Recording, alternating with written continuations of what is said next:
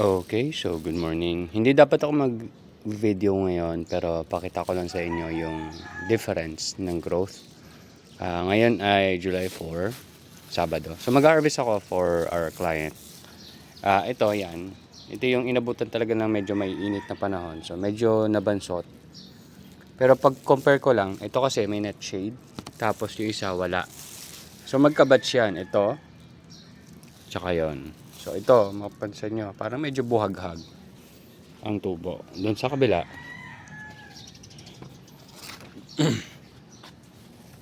actually alos parehas lang sila ng tubo.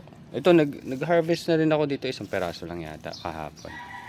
Pero, kung titingnan ko, mas maraming bansot dito. Pero hindi pa talaga concluded yung trial natin. So, sa next natatanim ko sa Wednesday, baka magtira ako dito ng isa. Hindi ko lang alam kung saan ko ipapesa dyan. Pero ito malinis na to. Malinis na to.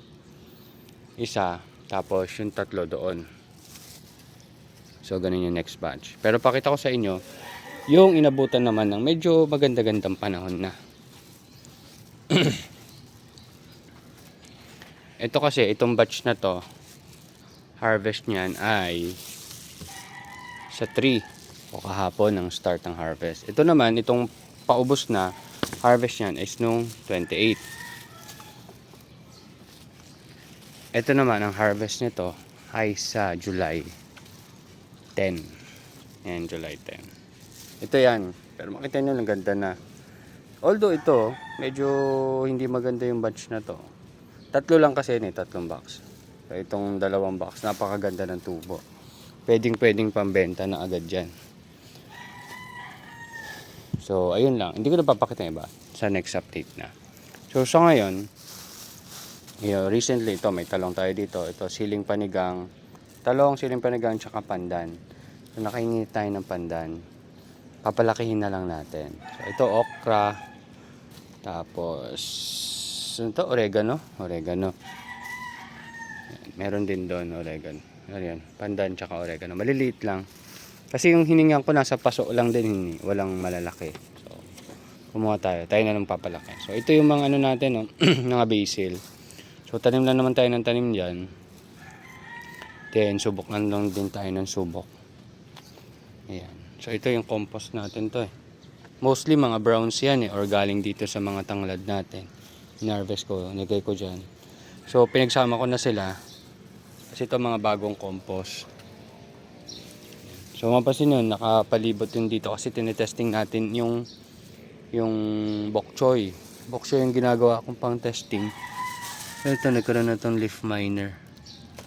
Ayan, leaf miner. Ayan, nakita naman na leaf miner. So, sure na may mga leaf miner dito. Kasi ito yan, dito may mga leaf miner. Ayan. So, meron din doon. Ayan. So, ito yung melon. Medyo malaki na ba siya? Medyo malaki na siya. Ayan. Medyo magiging kasing katulad na siya nung dating pinitas ko. So, that's melon. Ayan yung medyo inaalagaan natin ngayon. So, marami-rami tayo ngayong tanglad. Ayan, tanglad.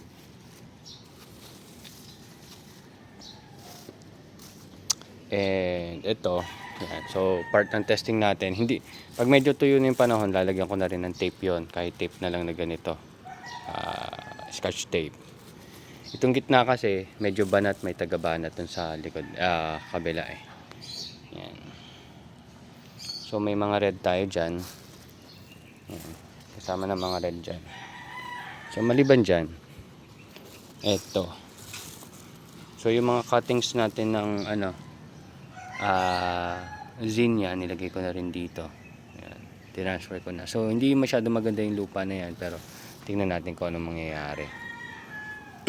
And nag-germinate na pala yung mga ano natin dito.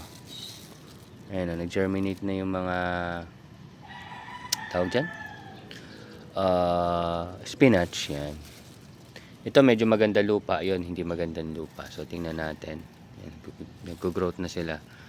Pero minsan may mga ibon-ibon pa kasi. Pero hindi ko na nilipat. Sinubukan ko na lang dyan.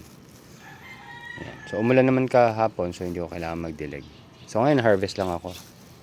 Ano lang naman, 150 pesos. And tingnan ko kung isang client ko sa walking is nandun. Kasi order din siya. So sige, deliver ko na muna to para hindi tayo masyado malate.